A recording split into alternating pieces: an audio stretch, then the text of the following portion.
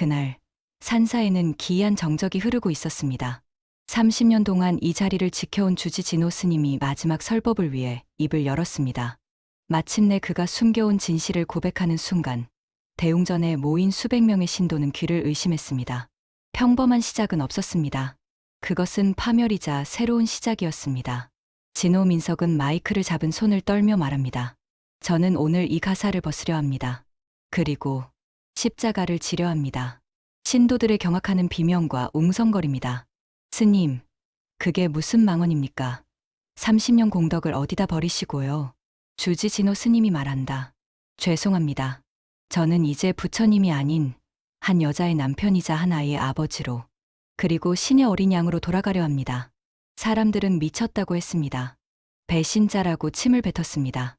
하지만 아무도 몰랐습니다. 그가 왜 이토록 화려한 주지 자리를 버리고 가장 낮은 곳으로 내려가야만 했는지 말입니다. 이 이야기는 그가 평생을 숨겨온 피눈물 나는 참회록입니다. 이제 장소는 대학병원 중환자실이며 3개월 전으로 거슬러 올라갑니다. 3개월 전 진호의 평온했던 수행 생활을 송두리째 뒤흔든 전화 한 통이 걸려왔습니다. 30년 전 가난과 출가라는 명분 아래 모질게 버렸던 첫사랑 명숙이었습니다. 그녀는 말기암으로 죽음을 눈앞에 두고 있었습니다. 진호 민석은 환자복을 입은 명숙의 손을 잡으며 명숙아, 나다. 민석이다. 내가 너무 늦었지? 명숙이 산소호흡기를 낀 채 가쁘게 숨을 내쉬며 민석 씨, 아니 스님, 얼굴 봤으니 됐어요. 그런데 나 마지막으로 부탁이 있어요. 진호 민석은 그래, 무엇이든 말해라. 내가 다 들어주마. 명숙이 말한다. 우리 딸 은지, 당신을 평생 원망하며 살았어. 그 아이 좀 안아주세요. 그리고 나를 위해 기도해 주세요. 당신이 믿는 부처님 말고 내가 평생 의지했던 하나님께 내 영혼을 맡기는 기도를요. 가혹한 부탁이었습니다. 30년 수행자의 정체성을 부정해야 하는 순간이었습니다.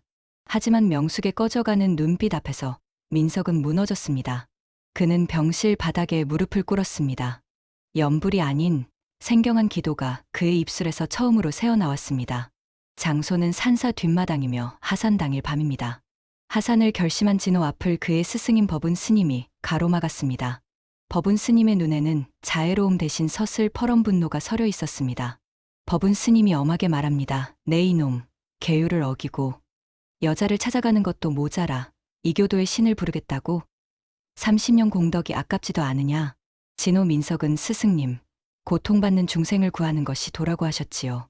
지금 제 눈앞에서 죽어가는 저 여인보다 더 절박한 중생이 어디 있겠습니까? 저는 이제 종교가 아니라 사랑을 택하겠습니다. 법운 스님은 민석의 뺨을 세차게 때리며 가라. 당장 이 산을 내려가라.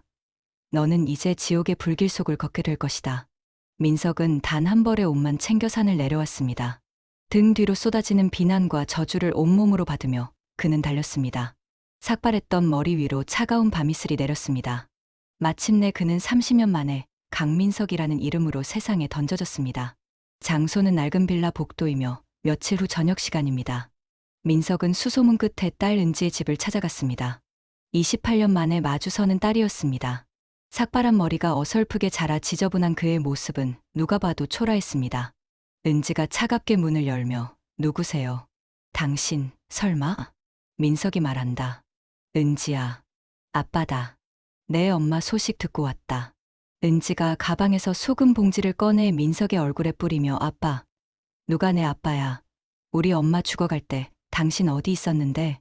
그 가짜 도 닦느라 가족 버린 사람이 무슨 염치로 여길 와.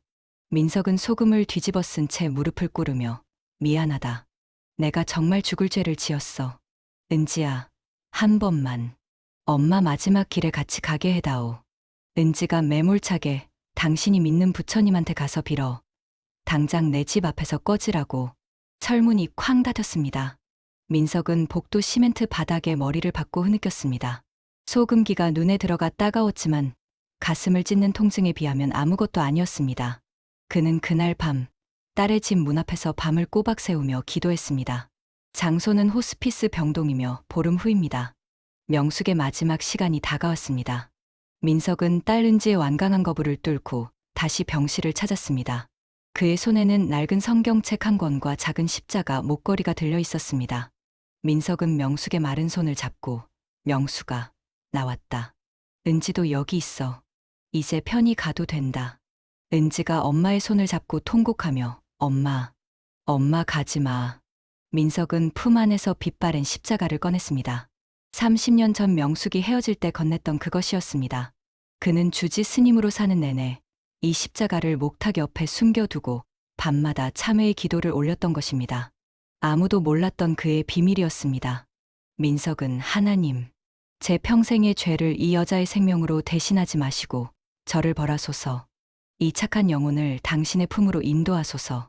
민석의 기도가 병실에 울려 퍼지자 기적처럼 명숙의 얼굴에 평온한 미소가 번졌습니다. 그녀는 민석과 은지의 손을 겹쳐 잡고 마지막 숨을 내뱉었습니다. 삐 소리와 함께 그녀는 떠났습니다. 장소는 상가 지하 단칸방 교회이며 1년 후입니다. 1년이 흘렀습니다. 민석은 신학을 공부했고 가장 낮은 곳에 교회를 세웠습니다. 습기 차고 곰팡이 냄새나는 지하방이었지만 그곳은 그의 새로운 수행처였습니다. 어느 주일 아침 기적 같은 일이 벌어졌습니다. 박 보살 지하 계단을 내려오며 목사님, 우리 왔어요. 아이고, 찾느라 고생했네. 문이 열리고 들어온 사람들은 민석이 있던 절의 신도들이었습니다. 회색 개량 한복을 입은 보살들이 양손에 떡과 과일을 들고 줄지어 들어왔습니다. 민석, 깜짝 놀라며 아니, 보살님들, 여기가 어디라고 여길 오셨습니까? 김 보살이 말한다. 스님, 아니 목사님, 절이면 어떻고 교회면 어떻습니까? 우리를 사람 대접해주던 건 목사님뿐이었는데 우리도 오늘부터 여기서 찬송가 배울랍니다. 보살들은 어설프게 손을 모으고 민석의 설교에 귀를 기울였습니다. 은지는 구석에서 피아노 반주를 하며 환하게 웃고 있었습니다. 종교의 장벽도 과거의 상처도 사랑이라는 이름 아래 녹아내렸습니다. 장소는 교회 앞 골목이며 노을 지는 저녁입니다. 민석은 이제 압니다. 화려한 금치를 한 불상 앞에 엎드리는 것보다 상처받은 이웃의 손을 잡아주는 것이 진정한 구원이라는 것을요. 그는 이제 스님이 아닌 목자로 가장 낮은 곳에서 인생의 이막을 살아가고 있습니다.